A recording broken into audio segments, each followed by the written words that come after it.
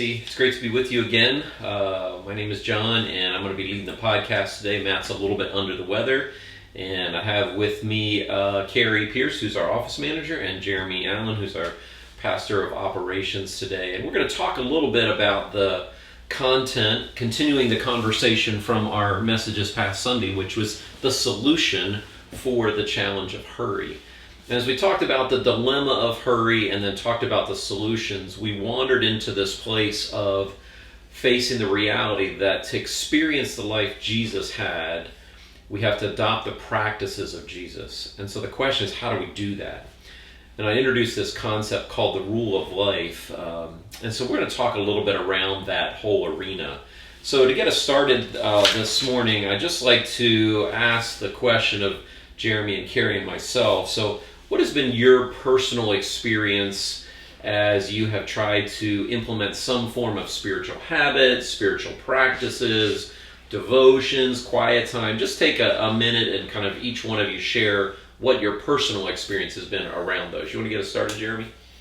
Yeah, I mean, my personal experience would be wide and varied because with some of my personality traits, I will start something and I'm a great starter of a lot of different things. But not the best finisher of a lot of those things. And so, you think about totality of my life, I would say that I've started, disciplines on reading the Bible, disciplines on devotions or quiet times at certain parts of my day and different things. And I will go really great for 3 weeks, 4 weeks, maybe even a couple of months. Mm-hmm. But then, generally speaking, something will disrupt that. Mm-hmm. And then I will fall out of that pattern, and it will take me a long time to get back until something else will say I really need to re-engage that. Okay. So, so I would say it's wide and varied, and I would just say that have periods of my life where I'm very successful in doing that, and I've had periods of my life where I have been less successful, and a lot of that is just as things change for me. I tend to be, unfortunately, an all-or-nothing kind of guy. So I sort of all dive in, or once it gets disrupted, then it kind of falls by the wayside. How about you, Carrie? So similar personality, just kind of like, jack of all trades, master of none kind of approach to life. I really like to do different things. What I've learned in my life when it comes to spiritual disciplines is that I'm better in a group or with someone else. And so if there's even a hint of like a group or a team concept, I'm your girl. I'm all in on that kind of thing. So doing something,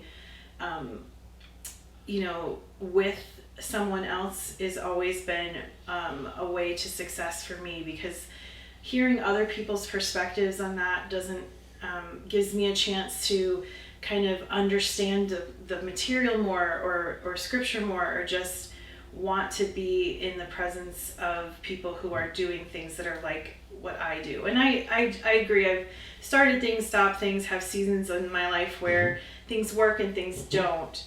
But for me, the most energizing and the most life-giving and the most growth has occurred with others.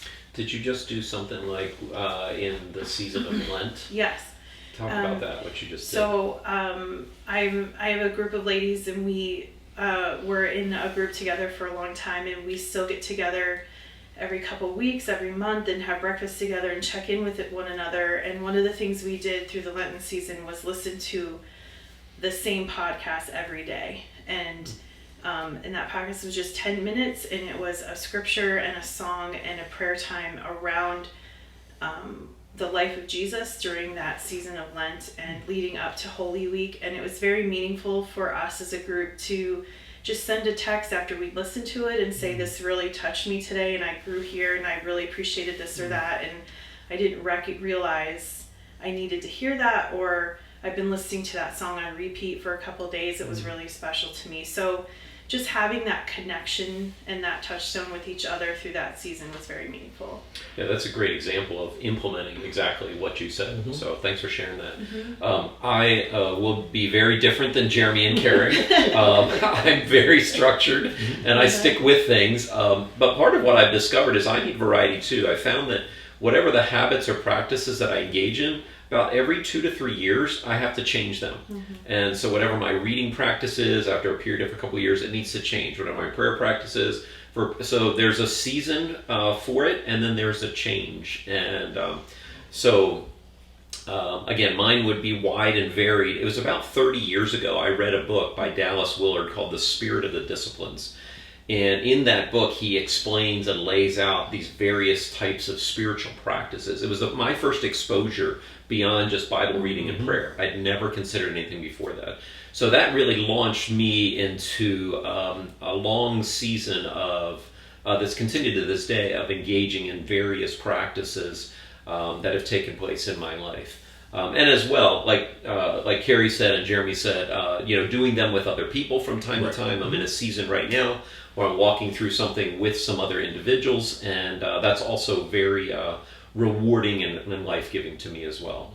So we talked on Sunday about this idea of a rule of life, and we've had some conversations internally about using this word rule in the Lancaster County area. People a lot of us coming from theologically conservative Baptist, Mennonite, other traditions where we have lots of rules.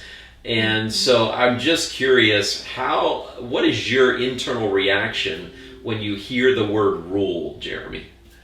I despise it. I'm not a big fan of the word rule, just because I feel like there's always got to be another way. There's always got to be, you got to have an exception. There's got to be a way out. Like, I don't know, whenever you talk about rules for me, I don't know. I mean, I don't think it's not just that I'm unstructured, because I do have areas in my life where I'm fairly structured. Yeah. But at the same time, even inside of those, to say that this is a rule seems really complicated. And I guess for me too, in my previous job, for 22 years, all I looked for was ways around rules. So I looked for loopholes in rules, and I did that probably as a kid. Well, I can be in bed by 10. Well, what kind of loophole can I figure out a way to get around this rule? What that was? I mean, so I would, so I like standards or expectations as opposed to the word That's rules good. And say, hey, this is the standard that we want to live our life by. This is the expectation that I have of you. I like that word better than rule, because it at least I feel like it allows for some grace. Yeah. It is a standard, it's an expectation, but it also provides grace when you don't meet that standard at a certain time, or you don't meet the expectation. But no, just the word rule itself, no, I would like to say thank you, have a nice day, and I'm going to walk out. Yeah, I'm kind of done. Well, I appreciate that honesty. So, again, I'll provide the other side of the coin. I actually like the rules. They provide structure, framework, direction, and guidance for me, and my wife says at times that you are way too structured, and some of that's part of my story that's given me safety inside that structure. Sure. Yeah. So for some of us, but I think the goal, and hopefully that came through on Sunday, is that the goal is not the rule. The goal is not the rule. The rule is just the trellis that allows our life in Christ to really grow. So how about you, Carrie? How do you respond to the idea of rule, or the word rule?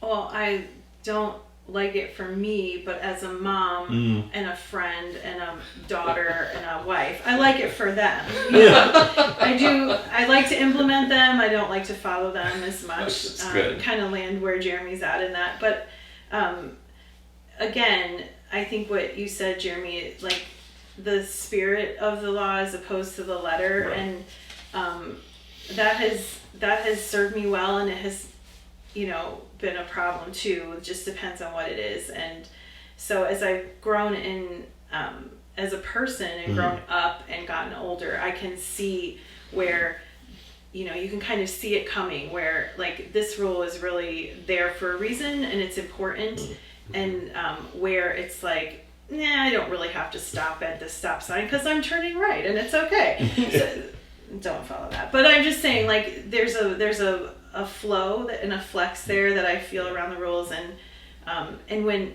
I have friends who are just very much feel safe because of the rules, I'm kind of like in awe of that.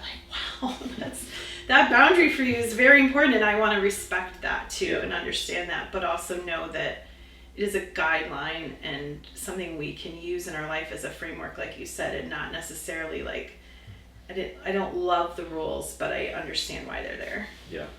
And I think the big part is that the shift in the word rules for life versus a rule of how I live my life. Yeah. So, and whether you call that expectations or guidelines, whatever word you want to put in there that kind of makes it more palatable for you.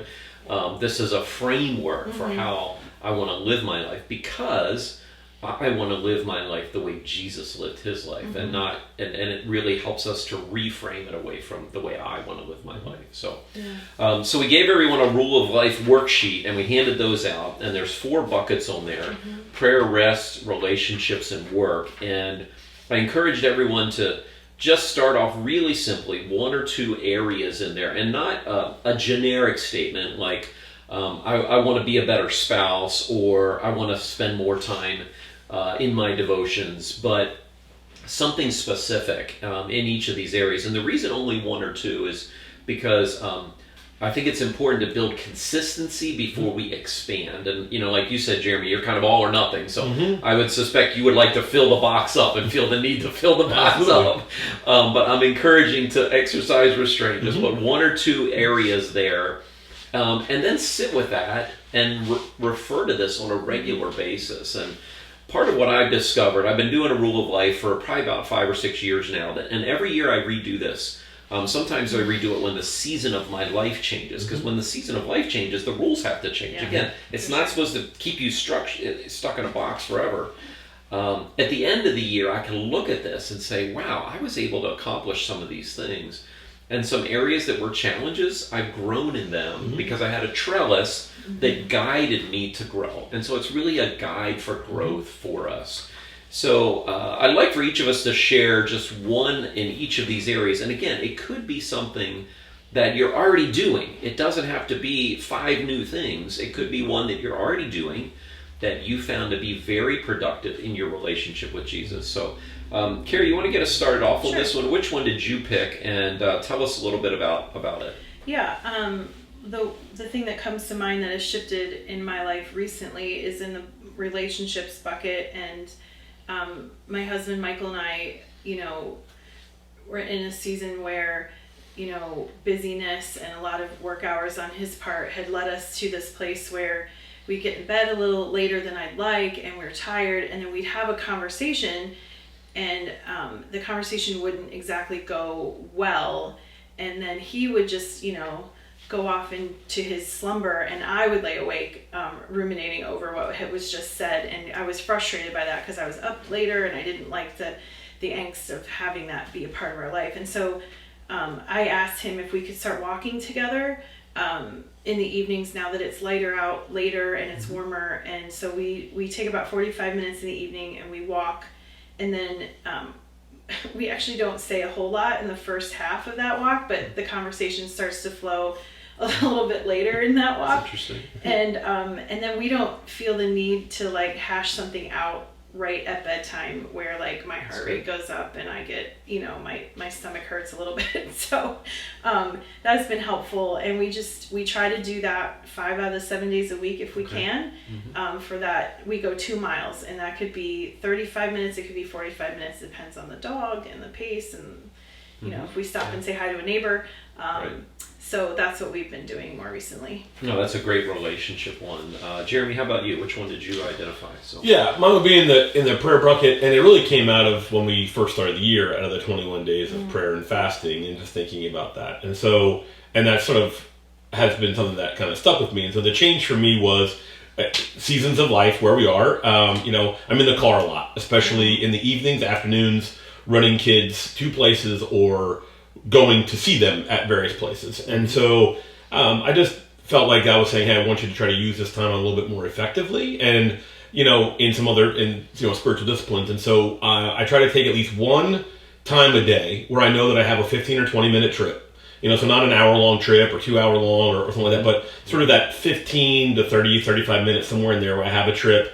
And on that trip going somewhere where I'm alone, maybe I drop the kid off and now I'm coming back to the house, whatever it may be, I turn the radio, I keep it off, I don't have my phone on, and so there's no noise. And so then during that trip, I will sometimes audibly pray to God, just out loud, and I'll talk with him. Some days I won't. I'll just see where God takes my thoughts. And, if it's a great sunny day, I'll put the windows down and, maybe sometimes God will bring me a praise song or something. But essentially, I will spend that time, that 15, 20, 25 minutes of time, with God at that moment coming back. And so oftentimes it's late in the day, so I can cast if things have gone not well during the day. I can vent some frustrations to Him. I can also say I want to prepare my heart so that I'm in the right place for my kids at home. So it seems to fall at a really good place in the day, because it's often not my first trip in the day, right. And so I have that opportunity to have that conversation with Him. And so that's what I tried to do. Take one trip, turn the radio off, make sure my phone is off, do not disturb, all those kinds of fun things. And so that it's just a ride home with the Lord, as an opportunity to pray and to be connected to Him. That's great, Jeremy. And it's very practical. You're not adding something Nope. to your life. This is something you're doing. And you're taking something that you're doing and allowing that to become a spiritual practice, and inviting Jesus into that space. Yes. And so that's a great illustration. Carrie's saying, hey, the seasons change. We're going to build something in, and for you, something that's already happening. The one for me, I'm going to pick as the area of rest, and I'll just talk a couple things about the area of rest. One thing that I do is I have become more and more convinced about the importance of getting enough rest. And I think Matt talked about the very first week, he said that before the invention of the light bulb, people slept for 11 hours. Basically, when the sun went down, they went to sleep. When the sun came up, they got up. And I have tried to incorporate some practices to help me sleep more effectively. One of the things that I do is I actually put my phone to bed before I go to bed. So my phone, a half an hour before I go to bed, I plug my phone in another part of the house, so it's not in our bedroom. Haven't convinced my wife of this yet, but that's why I wear a mask, so I can't see her phone. It is. But so I put my phone to bed, and then I usually read for a half an hour, and I may or may not make it through that half an hour when I'm reading. But and then I actually use my watch to keep track of how much sleep I get. So I check that every day to see how much sleep I get. I'm not currently getting 8 hours. It's usually between 7 and 8. But so that's just a practice that I have so that I can feel refreshed and ready for the next day. And so it's a small, simple thing, but I'm just coming to the end of the day, thanking God for the day, asking Him to provide me with sleep, and looking forward to what He has next for me. So those are a couple examples of some very practical things. And so we would encourage you to take this sheet. And if you didn't get this, we'll send it out in the weekly update. So that you have this. We'll also have them available back as you come into the sanctuary this next week. You can grab one of those, and we'll continue to talk about this over these next few weeks. But I encourage you to put one or two of these down on the list for each of the categories. Share this with someone, with a spouse if you're married, with a parent, with a good friend, with someone in your small group, and then hang this somewhere you can see it. Because you have to remind yourself. The last thing we want is for you just to fill this out, stick it in a pile, and it gets buried and lost. Because then it really doesn't do any good. Right. So I have 2 copies of mine hanging in places, my desk here at the office and my desk at home, where I can see this every single day and be reminded of those things. So these are things that we want to encourage you and hope that they will continue to help you work on this process of ruthlessly eliminating hurry in your life. So thanks for joining us today. We hope that you are able to be with us this coming Sunday as we begin to look at the first of 4 practices that Jesus practiced, that if we can incorporate into our lives in some way, we think will help us ruthlessly eliminate hurry and follow in the way of Jesus. Thanks for being with us. We'll see you next week.